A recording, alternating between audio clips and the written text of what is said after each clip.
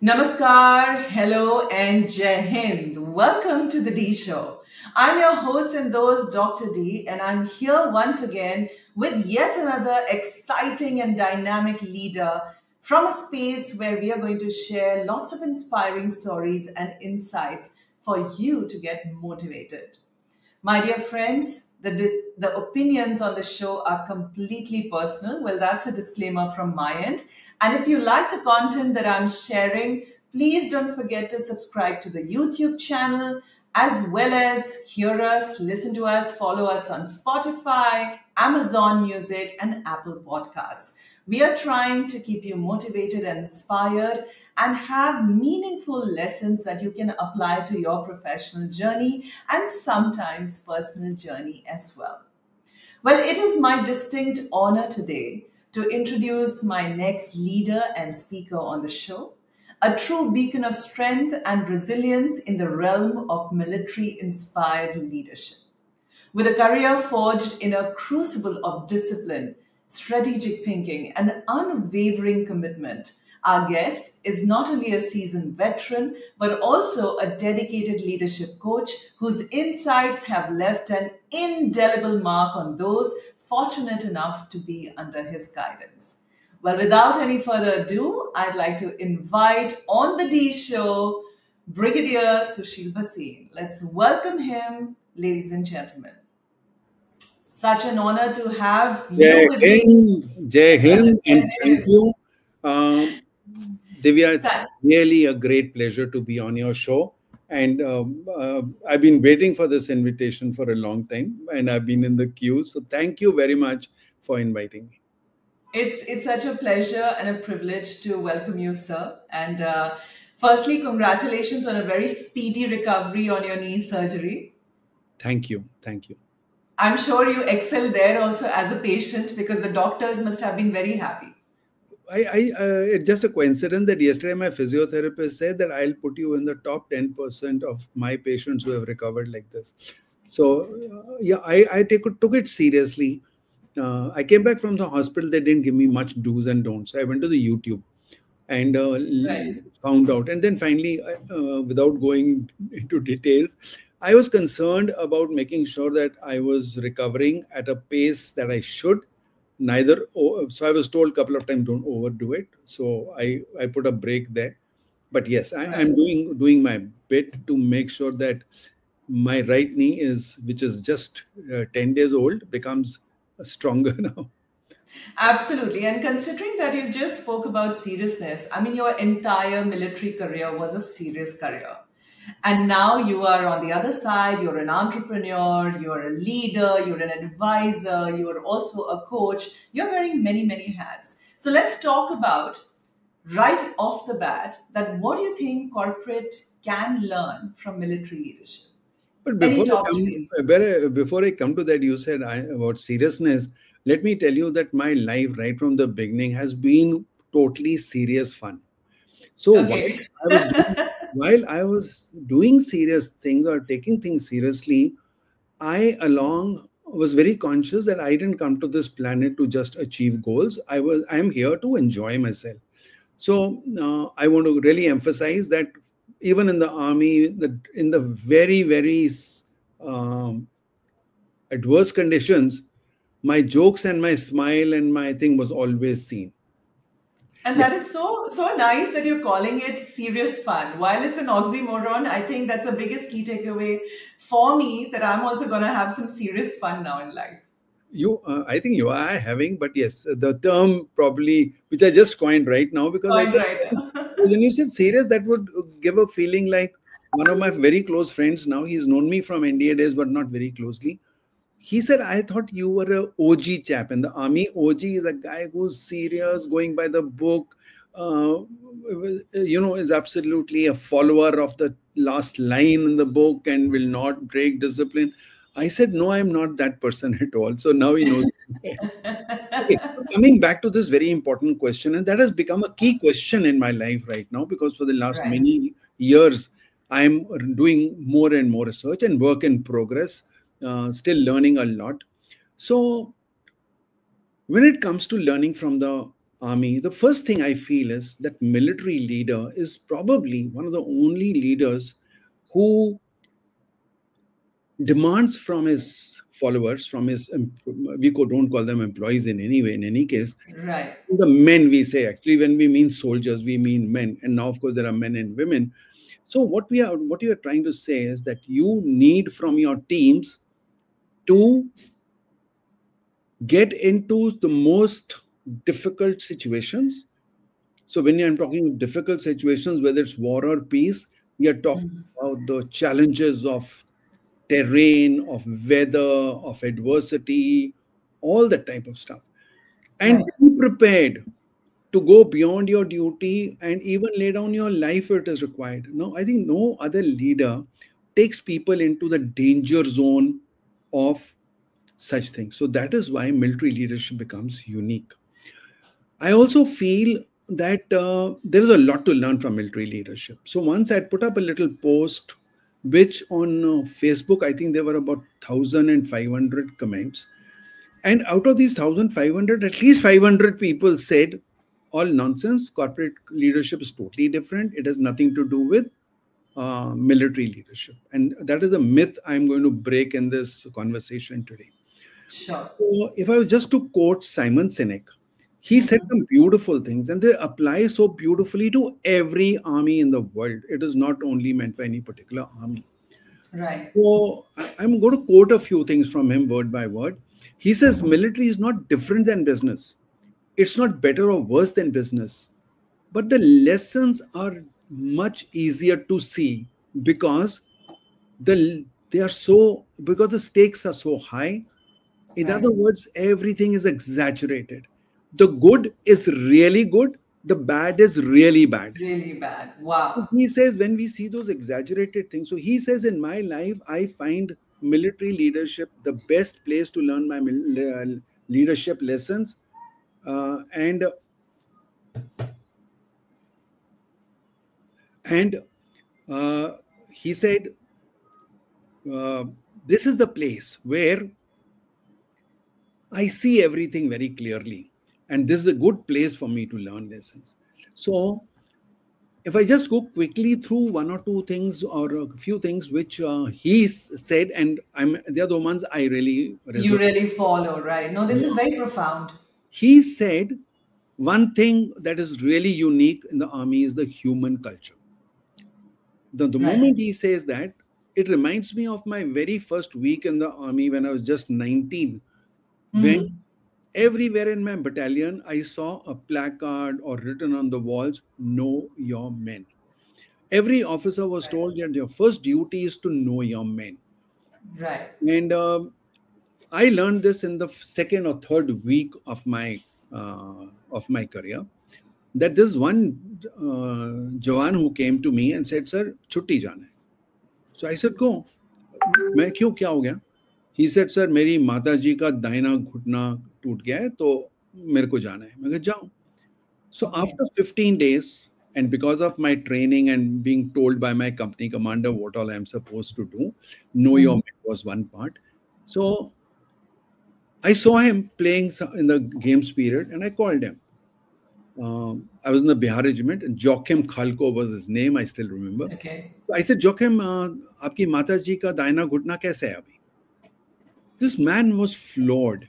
That I remember out of so many people that he went on leave for his mother's knee and right knee. Right. So that emphasizes the fact, and I've been talking about in the corporate. Do you know your people?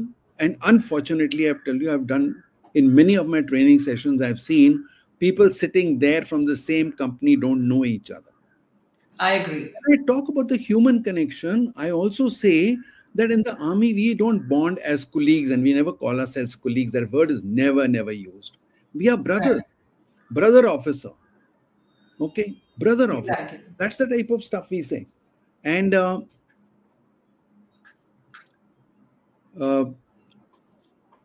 sorry, just We have your team supporting you with the home cleaning and yeah, everything. yeah. I should have told those girls. He just came in without us. Okay. That's okay. That's okay. Cleaning, hygiene is very important to all our viewers because Sushil Bhasin believes in it. And I think, sir, you will relate. I know I'm digressing a little bit, but I think we can connect the dots that hygiene of mind Oh, can be inspired with hygiene of space and vice versa. absolutely. You're bang on.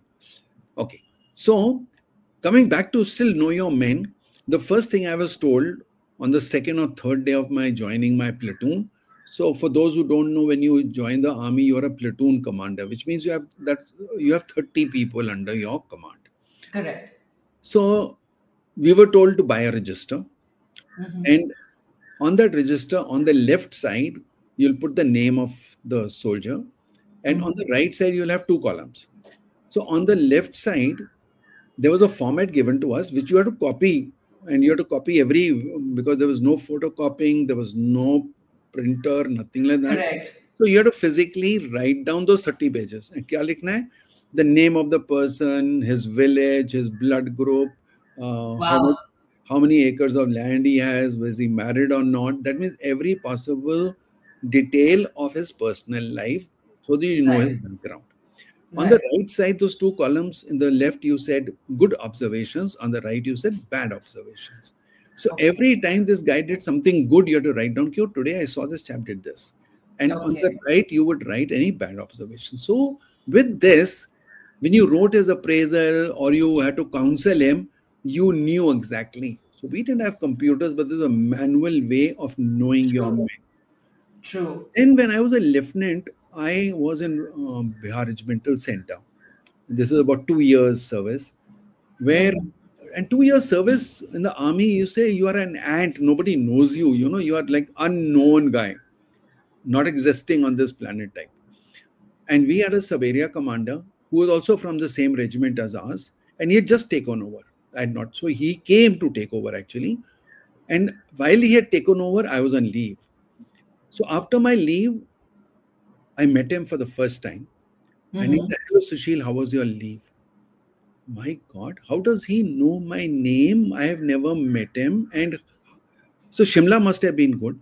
This brigade commander, who has good about 70, 80 officers under him and maybe more, has, he knows who I am. And He then, immediately you must have bonded like emotionally with him, right? see, if today I'm talking this after 54 years or so, no, Right. maybe more than 54 More years, than that. uh, isn't that a testimony that so these things remain, they get onto your mind forever? That my Correct. God, he knows my name. So I understood the value of knowing people's names. So Sure. I'll finish here. There are many more things talking about the human skills, talking about we don't bond as uh, officers and colleagues, we bond as families. Our, our wives know everything. Like I've asked some people when I've had corporate training, I've asked people, uh, because sometimes I used to get families along in my camp.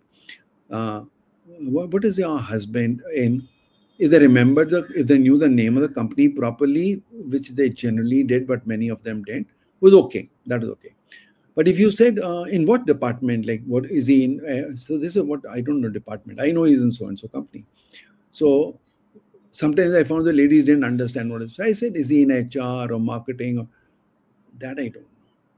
So that type of thing. And our children also know.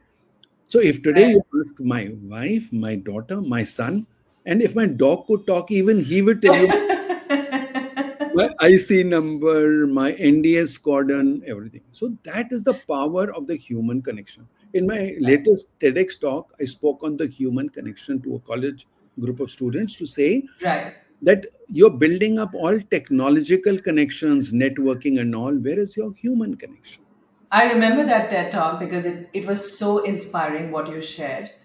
I also want to touch upon the adaptability point of view. Like, how has that shaped you? Because as a soldier, you've jumped from station to station every 2.5 years. You did you come from a background of army, or are you the first generation officer? Could you cope with that change? Because today, change management has become like the go-to training program in the corporates. So, I am from absolutely a civilian background. When I went to Haridwar, I tried to trace out at least 8 generations. There was nobody in the army. Okay. So I'm absolutely the first guy from my family. No idea at all. And I have a whole huge story on it, but I'm not going to go into that. And that Sure. as a child, when I was studying in Shimla, and we used to go to school, the officers of the Western Command used to be walking on the same road. And somehow seeing them, I found they were too smart and, and without no reasons. I didn't know what the army is. I didn't know what these guys do. But I only found that they were distinctly different from everyone else walking on the road. And Right. in that little tiny mind of mine, a thought started cropping up, can I be one like that? And then the rest is history that I went into Scenic School. I was 10 when I went into Scenic School.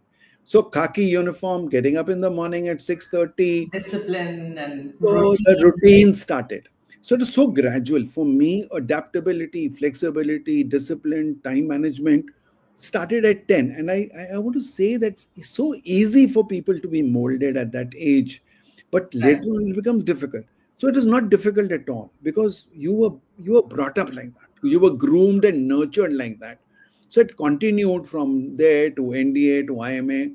And then in the army also, so I had there's another TEDx, Joe's talk on which I've spoken about how I Right. got medically rejected. And I had 5 chances for NDA, but I got medically rejected permanently, which means one go, all my 5 chances are gone. I would have not guessed that, sir, with your kind of accolades. I mean, so you have faced rejection very early in your life. Yeah, yeah. And I'll tell you this rejection was very difficult to face. I remember that when I came out, I yelled at that chap and I said, he says you got something in your toes. So I said, what does it matter? He said, not be able to run. I said, sir, there are 40, 50, whatever number of people. अभी race लगवा लो अगर मैं first 5 में नहीं आया तो reject कर देना. That guy did Wow. listen. That guy didn't listen to me, went away.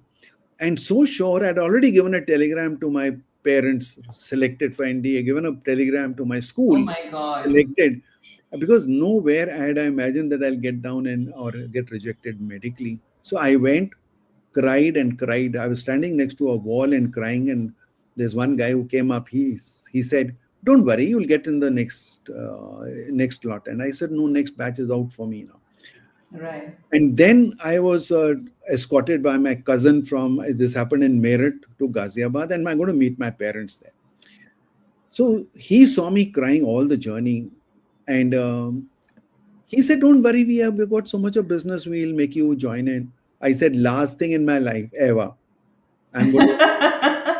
So No, never say never. You're running a business today. I mean, at that age of 15, one didn't realize what the life is. But at that Right. point of time, your thought was, this is the last thing I like to do. Why? True. Because I seen my business family, and that is not the type of life I was looking forward to. So life has been really, really topsy turvy.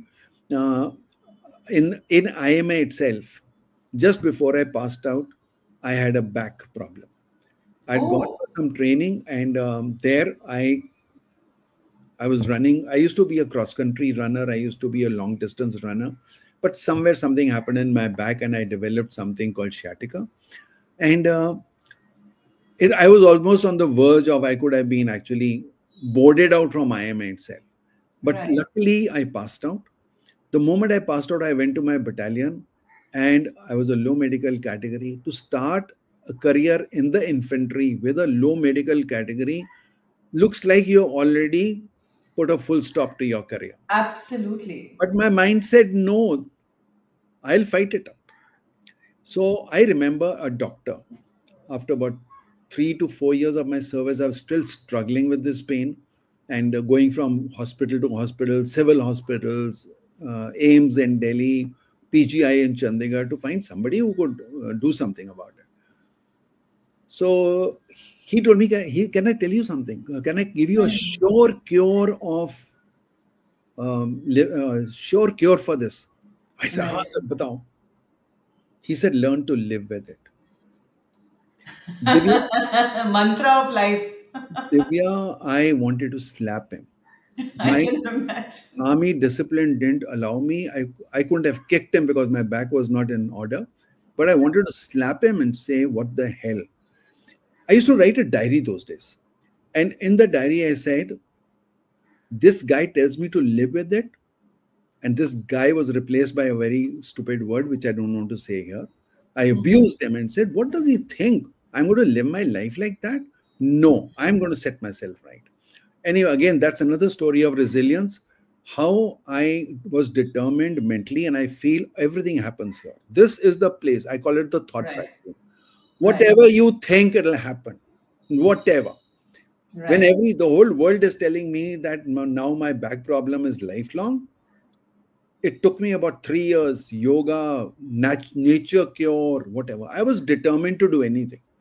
I would rather laugh at people who went to nature cure and said, apply mud on your thing. But I did everything. I said, I'm ready to. So, I use this term very often in my life, whatever it takes. I will do this, whatever it takes. I Whatever. will do this no matter what. So, no matter what and whatever it takes are my very key mantras. And I apply them everywhere. So, anyway, long story short, today, at the age of 73, I can stand on the stage for 8 hours. And so, just before my knee surgery, which happened on the 29th, just 4 days Right. before that, 24th and 25th, in Pune, I did a 2 days workshop, 8 hours each day, with, Excellent. with my knee in that condition. And I Wow. told them, put a chair, I may sit down. So, when I told people to do an exercise or they were writing You something, would I would sit sit down. down. And then sometimes in a debriefing of an exercise, I would sit down. But Right. otherwise, I was standing. So out of 8 hours, at least 6 hours, I was standing, if not more. Sure. That is what happens here. If I may also tell you, when I went to my doctor about a year ago, and he asked me, "Can get your X." Firstly, he said, I thought because I'd spoken to him, and OC had spoken, CEO had spoken to him. He said, "Oh, I thought the way your knees will come in a wheelchair, you're walking okay." So I said, no, it's not that bad. So he said, can Right. you go and get an X-ray? I got an X-ray. Right. Looked at my X-ray. He smiled. He says, if anyone sees this X-ray, he'll wonder how are you How are even, you walking? how Oh you my standing, God. he said. Oh my God. So then he said, see, on your, and then, I opened up my mobile and showed him my pedometer. And I Right. said, I walk 3,000 steps every day minimum. Right. So he said, see, clinically, you need a knee replacement right now, but symptomatically, you don't.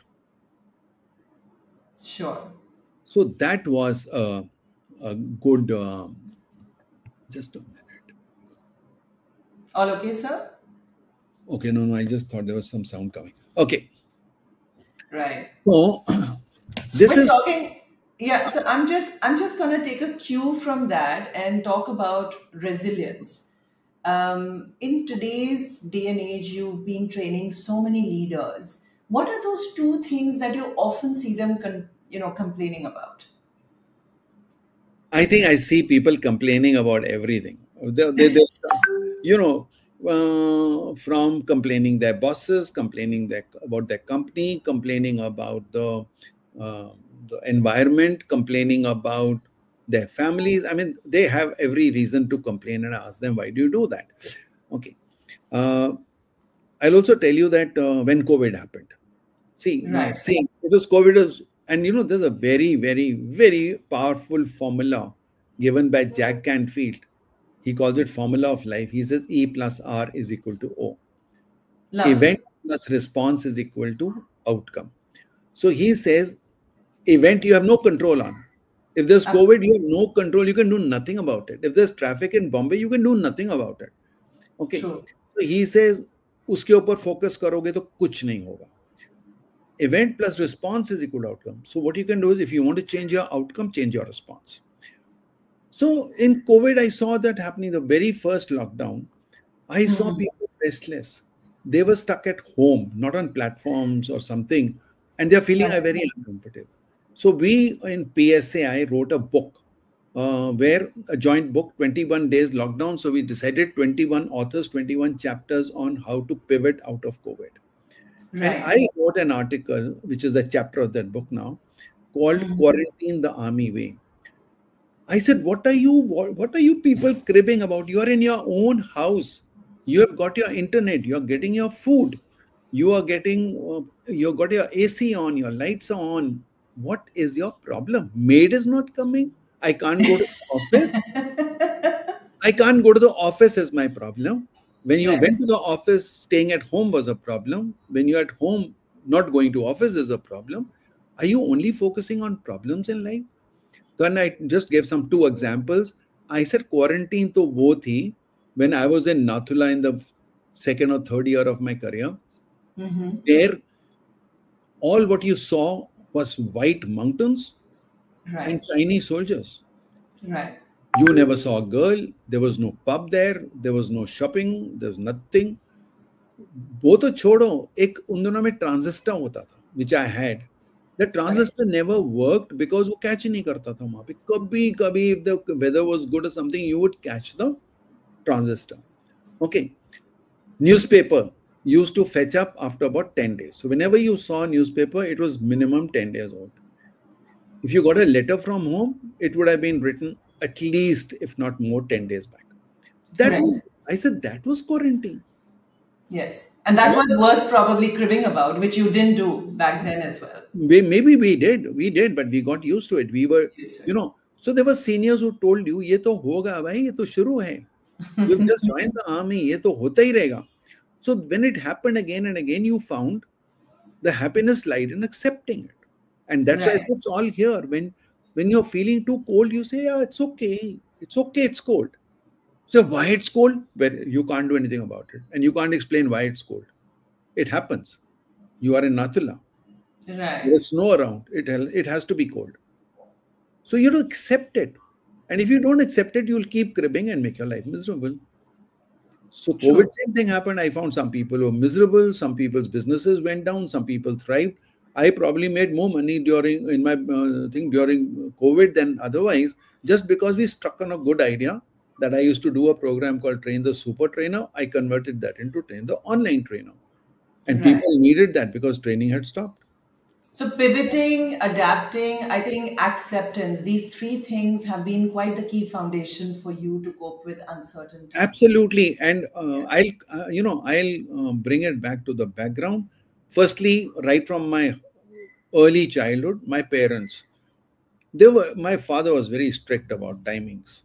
So the breakfast had to be at a particular time. You had to sleep at a particular time. My mother was very strict. I mean, like, uh, she Which is would. actually a rarity because we have this whole illusion that business families don't have discipline. We have that perception. Oh, my family was so. I lived a disciplined life. When I went to scenic school, it became tighter. Although I'll tell you, the secret of my going to scenic school was to get rid of my mother's strictness at home. And you went into more I strictness. thought छुट्टी हो जाएगी अब मैं I'll get freedom, but I didn't know what that freedom meant. Freedom meant, right? I didn't know what is in store for me. So I said, "Oh my God, you to from the frying pan to the fire." I have, Right. and then every degree, what was in NDA, sorry, what was in scenic school, became tougher in NDA, very tough. A lot of people used to leave because they couldn't tolerate it. And then Right. IMA and NDA were almost same, but IMA again became a little tougher physically. And then when you joined the battalion, there were shades of it. Of course, there were some times when you're very comfortable. Like when I got married and I was in Bangalore and I was an instructor, Right. 7 years of service. So we used to go at 8:30 and come back at 1:30, and that was the end of the day. Wow. So I just got married and my wife said, "Is this the army?" I said, "Please, This is please, the golden period. this is the most luxurious time of your life. इसके बाद नहीं मिलने वाला." Again, from there we went to a field area where families were allowed to be stayed in a basha.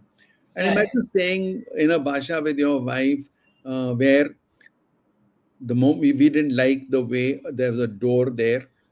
The moment you entered the drawing room, there was another door just opposite the entry door, where there was a curtain. There was no door, and if the curtain was slightly drawn, you would see the shoes there because that was a store. So it was a Okay. very so one day, the moment we were settling down, my wife was setting up the house. So she took a nail and was putting it in the wall because she wanted to put a painting there. So three, four strokes of the hammer and the nail was out in the other room. She says, "What is this?" She went inside. She said, "Itni patli wall hai." So I said, "Ye bamboo wall hai." So we Right. realized that bamboo walls. Then Right. I called for the carpenter. We used to have in-house carpenter. I said, "Can you put this door there?" So there was a door in the kitchen which was hitting against the fridge and not. So we picked up that door and put it in this. Kaam ho gaya. Right. Then my Right. wife said, "ये भी हो सकता है." I said, "Yes." So कहती, "Can this door which is opening into the drawing room open in the bedroom so that we had little more space here?" So I asked the carpenter. He said, "Sir, 2 घंटे लगे." तो 2 घंटे में दरवाजा बदली हो गया. So my wife said, "Can we have a basha like this in Delhi?" Because it's so what I'm saying is we have gone through a whole lot of situations which actually Right. nobody can teach you resilience and adaptability the way the army does. And I'll tell you, you being an army brat, tell me one thing. Right. Isn't it a fact of life that today Absolutely. your success in life can be quite attributable to your being from the army background? Yes. 100%, sir. So Absolutely. Not just professional, even personal success. personal, yes, yes. Because Yes. right from the time you were born, there was some discipline in the house which you lived by without knowing why and how, and you never questioned it. You know, Right. a child in the army will never come to the drawing room if there are guests because once he's told ki jab guests hai, please stay in the bedroom. You Right. don't come around and what do you call complain The or culture and question. values and the brotherhood and the camaraderie is very, very different. And there are defined boundaries, I would say. Absolutely. So now if I don't know how many schools you went to, but my both children have been to 10 to 12 schools. Right. Okay. Now my son and daughter just come back yesterday from Delhi College where they had their schooling when I was in Mao.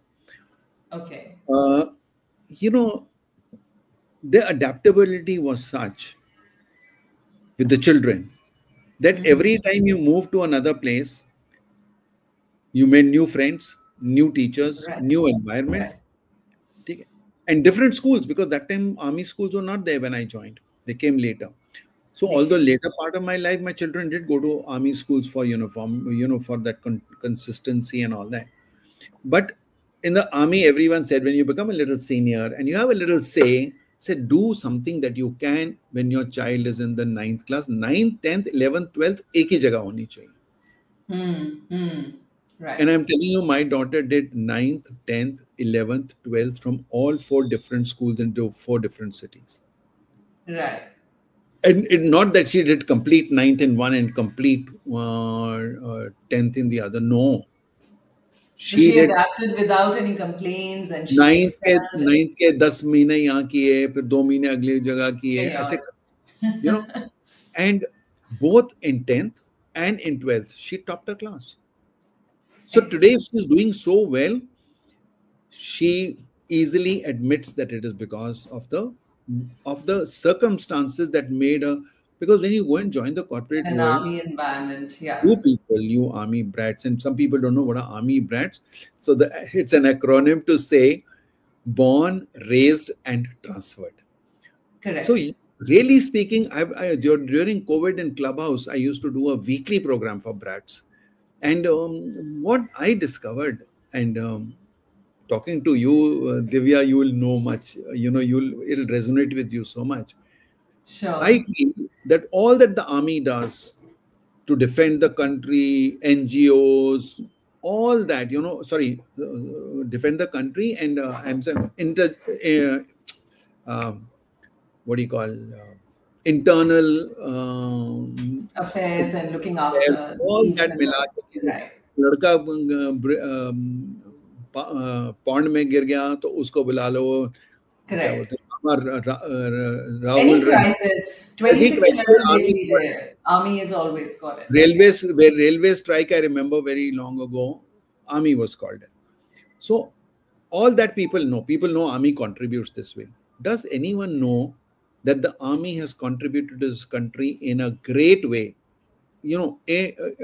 Unintentionally, it just happened by chance of providing army this community of brats who have grown in such disciplined area. When they go into the corporates, they find themselves different, and sometimes they influence other people to behave like them, because the other people who have never been so fortunate, they see that you behave differently, you are so confident, and they ask you, how are you doing this?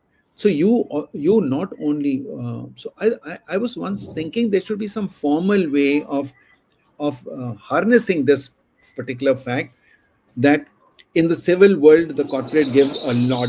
Yeah, so okay, let's carry on. But I'm saying it's a adaptability and resilience is a part of our life, and I think it's very important for everyone to follow this and learn this. Right. As we are nearing the end of our conversation, I want to know that you retired as a brigadier. And not every veteran finds it easy to cope with corporate. While we talk about transferable skills, you're highlighting so many things that make us better. Not all of us become very successful in corporate, and I'm sure you've seen many officers like that. Do you get, or some of us get, very attached to the authority and the power that you get, not just with the human capital or manpower, but also with, sense of authority? In a lighter vein, at home, do you have authority? And are you the one who leads the team at home? Or, while your transition happened to the corporate, could you become a leader right away? Did you face any failure or challenge? I'll Let's answer talk the about last part first. In the army, I learned a very important thing on leadership, and that is delegation. And that. Right. I delegated all my authority to my wife, and she leads the team beautifully. Okay, excellent. Now let's talk about the challenges that you might have faced in the So, transition. firstly, I'll tell you that I was following a brilliant career. Being from the ASC, commissioned at the age of 19, having done my staff college, my higher command, there was nothing to stop me from becoming a general. But why did I, with so much of passion, join the army with so much of enthusiasm, uh, thought of a second career? Two, three reasons were very prompt. Because of my low medical category, because of my being in ASC, I knew that now in my life I can't be a commander anymore.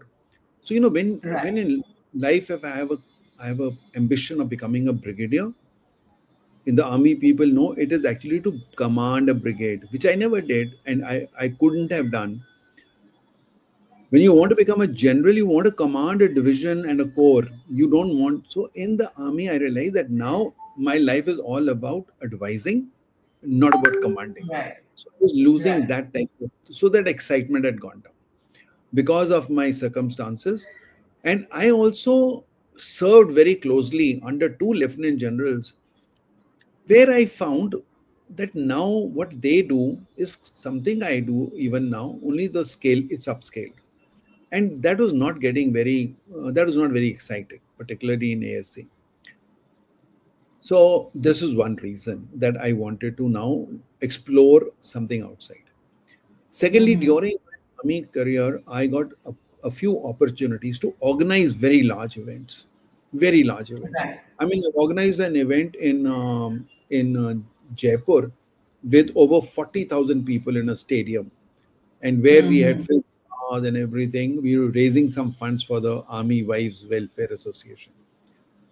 Give me a good idea of how I had organizing ability which could do well in the civil. And first, my thought was that I would start an event management company. That was the first, Oh, yeah.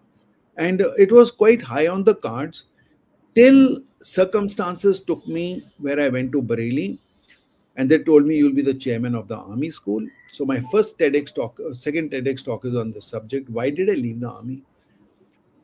I was given a challenge that the school was in a very bad shape, and when I asked my general why, what is wrong with the school? Why is everyone saying it's in a mess?